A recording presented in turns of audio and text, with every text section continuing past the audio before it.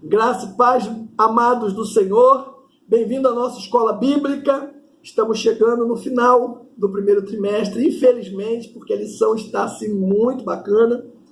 Estamos entrando no segundo trimestre de 2019 e, como eu havia dito para vocês, nós vamos estudar duas lições semanais, duas revistas diferentes.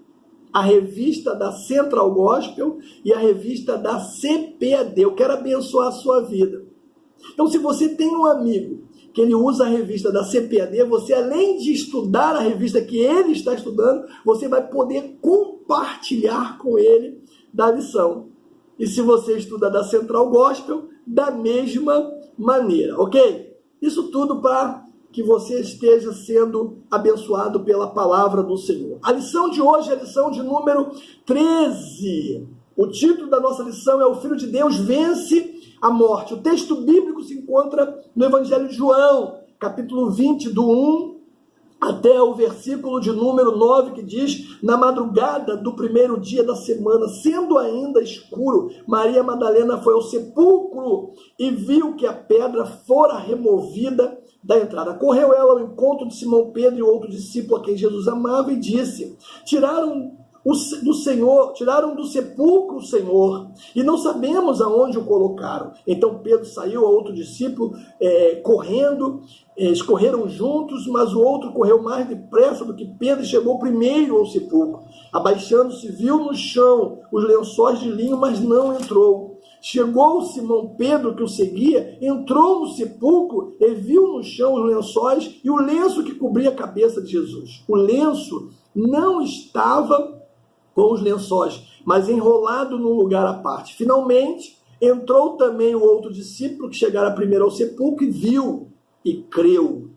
E ainda não haviam compreendido que, conforme a Escritura, era necessário que ele ressuscitasse dos mortos. Palavra do Senhor. Nós temos três objetivos hoje. Primeiro é compreender o sacrifício vicário de Jesus na cruz do Calvário. Segundo é conhecer as verdades espirituais implícitas na morte e na ressurreição de Jesus. E por último é crer que Jesus ele venceu a morte para nos dar a vida eterna. Eita glória! Bom, antes de entrarmos, na vitória do Filho de Deus sobre a morte, eu quero pontuar aqui algumas questões que são relevantes a respeito dos últimos dias do Mestre, e eu quero seguir o esboço geral da paixão de Cristo apresentada por João. Bom, primeiro, Jesus ele vai celebrar a última Páscoa, a última ceia pascual com os discípulos na noite de uma quinta-feira, como diz João capítulo 13.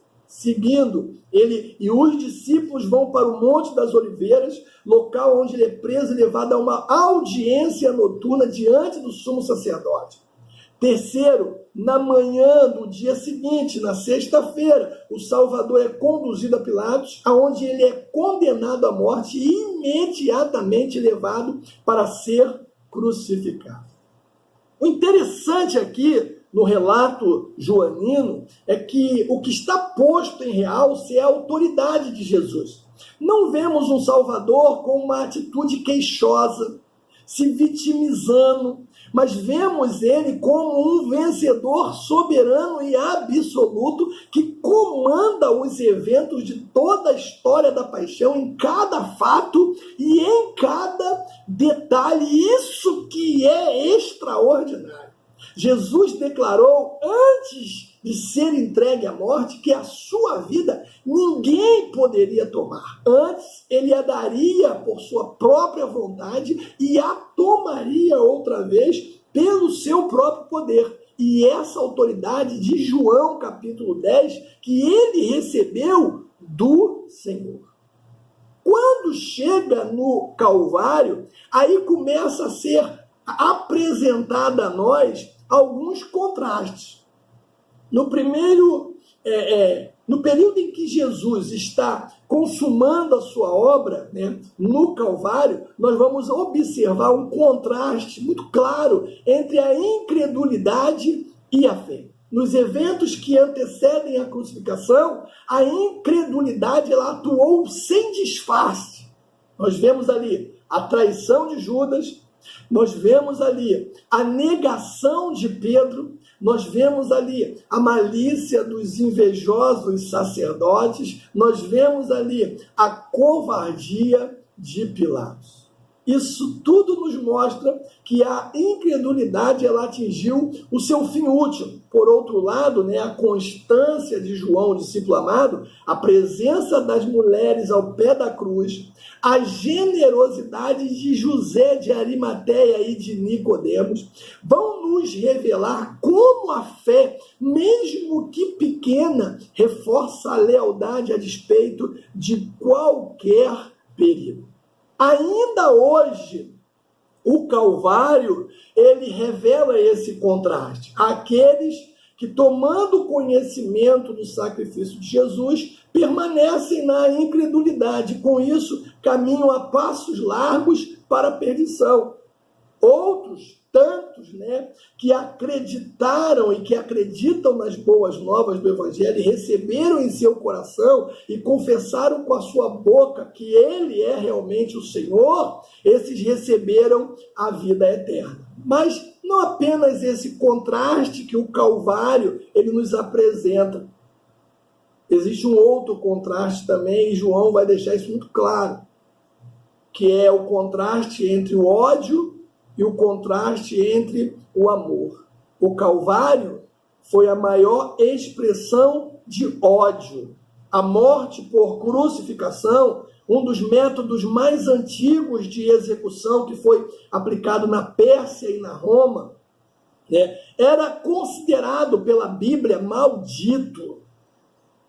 Maldito. Deuteronômio capítulo 21 e Gálatas capítulo 3 vai dizer isso. Então, a fim de compreender aqui a fúria e o desprezo direcionado a Jesus nos seus últimos dias, nós vamos observar alguns aspectos envolvidos no ato da crucificação. Primeiro, escute, a crucificação deveria acontecer do lado de fora da cidade.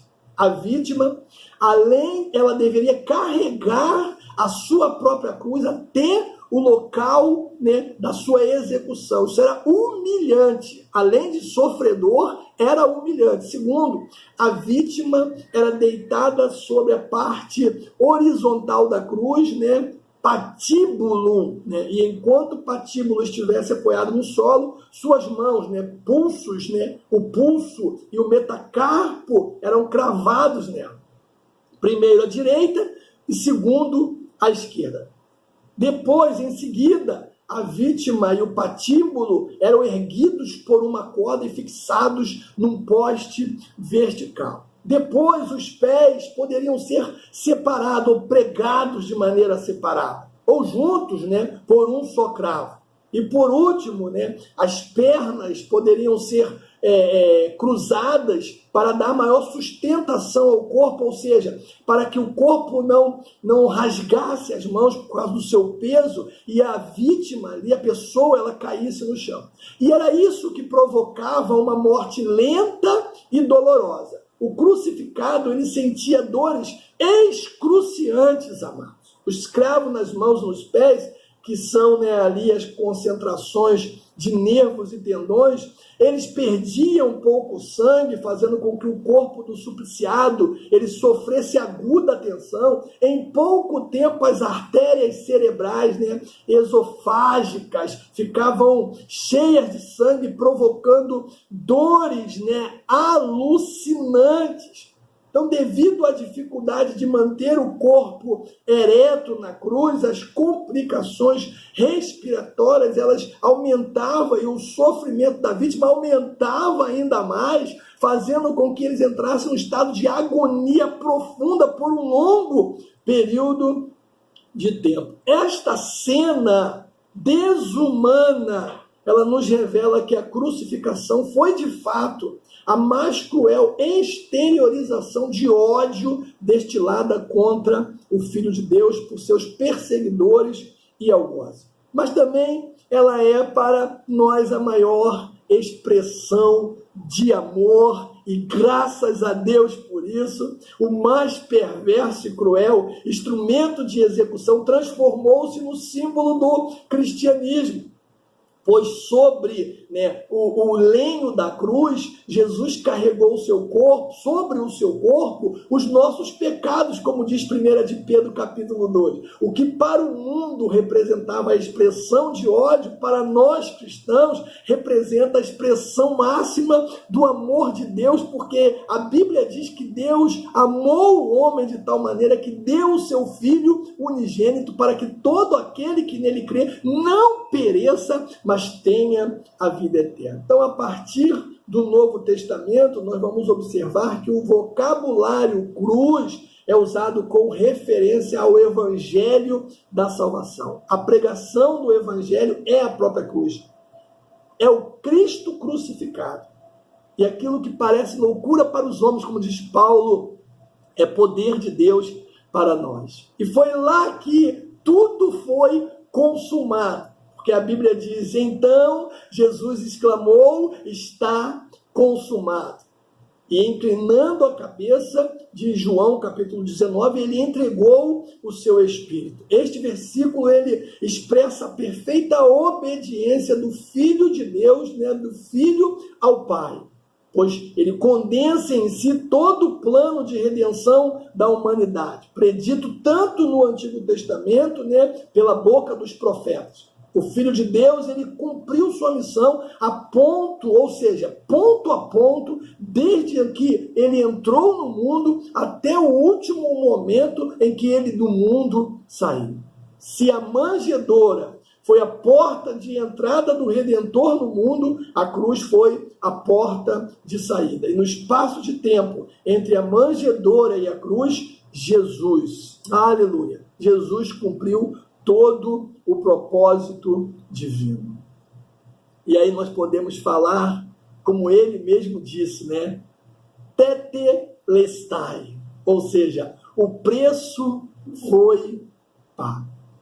Tetelestai é um vocábulo que era muito comum, era usado por várias pessoas de vários segmentos sociais. Os sacerdotes, os servos, os comerciantes, os artistas e muitas outras pessoas. Era usada para confirmar que o preço requerido por determinado serviço ou bem fora pago.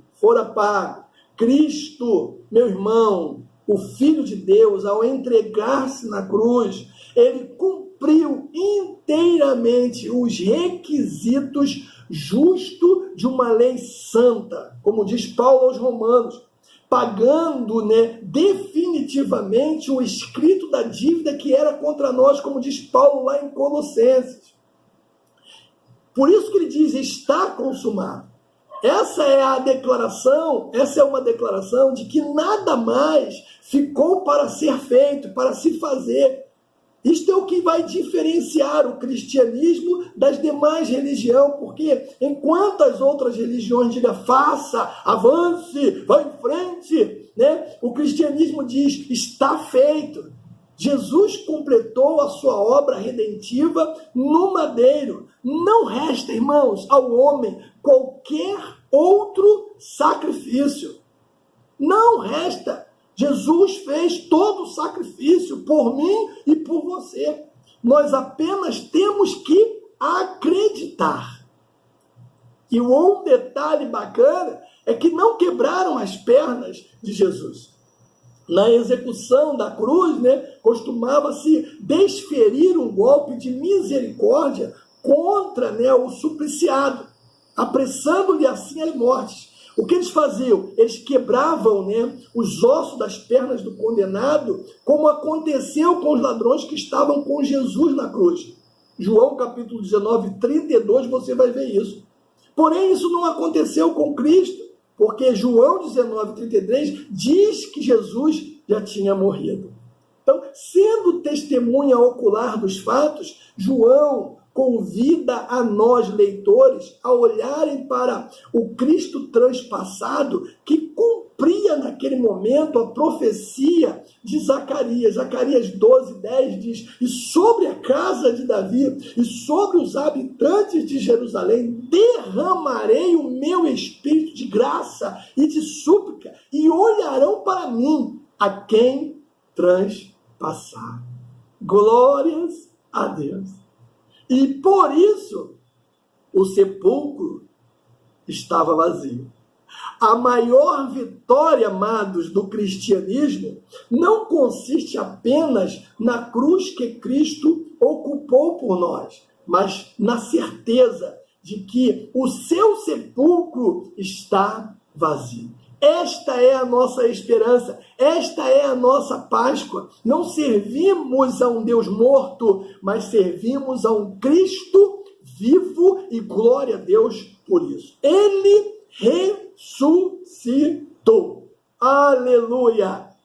Enquanto as outras personagens, né, as outras pessoas importantes que passaram por este mundo, né, e que morreram, eles ainda continuam no sepulcro. O nosso Jesus, o sepulcro do nosso Jesus, o túmulo do nosso Jesus está vazio. Este é o ápice da mensagem de João. O crucificado ressuscitou. Ressuscitou. Se Jesus não tivesse ressuscitado, Paulo diz que a nossa pregação seria vã e também, né, a nossa fé. Mas nós glorificamos a Deus porque Ele ressuscitou. Nós temos essa certeza. Ninguém tira de nós essa certeza. A tentativa de varrer as evidências da ressurreição foram inúmeras durante toda a história, mas esta axiomática verdade prevaleceu.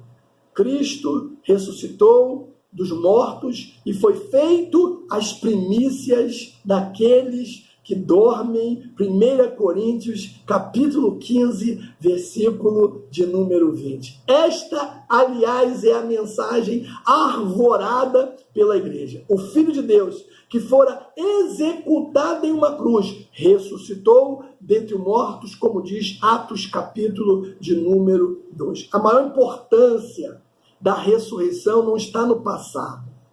Cristo ressuscitou. Está no presente. Cristo está.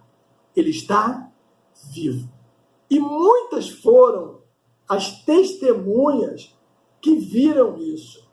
Né? Nós temos... A Bíblia nos apresenta muitas pessoas que viram, né, esse momento, né, que vivenciaram esse momento, que viram a ressurreição, testemunhas, né, oculares, por exemplo, Maria Madalena, as mulheres no túmulo, né, os discípulos no caminho de Emaú, os 10 discípulos, né, com Tomé ausente, é claro, os 11 discípulos, incluindo Tomé, os 7 discípulos que foram pescar, os 12, incluindo Matias, Tiago, irmão de João, todos os apóstolos viram isso, presenciaram isso, foram testemunhas disso. Os 500 irmãos, como diz lá Coríntios, né? Atos dos Apóstolos, melhor dizendo, capítulo 1, a maior parte, né, dessas pessoas ainda viviam quando Paulo escreveu, né, a carta aos Coríntios, confirmando assim a sua ressurreição. As aparições do Cristo ressurreto, além de confirmar a sua ressurreição, cumpriram o propósito de instruir os discípulos e fortalecê-los na fé. Isso fez com que os discípulos andassem mais 2-3 mil milhas, que os discípulos pregassem a palavra, o evangelho de Jesus Cristo, que os apóstolos, né, defendessem o evangelho de Jesus, porque isso estava sobre os ombros dos apóstolos. Então, tudo isso fez com que uma fé viva fosse renovada no coração dos discípulos. E eu quero concluir dizendo que João começa o seu evangelho apresentando o verbo de Deus, João capítulo 1, versículo 1, e ao final do livro ele inclui, né, a confissão de Tomé a respeito do Cristo ressurreto. Ele diz: Senhor meu, Deus meu, João capítulo 20, versículo de número 28, formando assim um fecha-parêntese no relato da divindade do Messias. Com o fim desta lição, fica a certeza de que aquele que habita na eternidade foi o mesmo que se fez carne e habitou entre nós. Morreu em uma cruz, mas venceu a morte. Ressuscitou e vive para sempre. Ele é, pois, ou a ele, pois, seja a glória, a honra e o louvor. Que Deus nos abençoe e até o nosso próximo encontro no nome de Jesus. Ele ressuscitou. Glórias a Deus.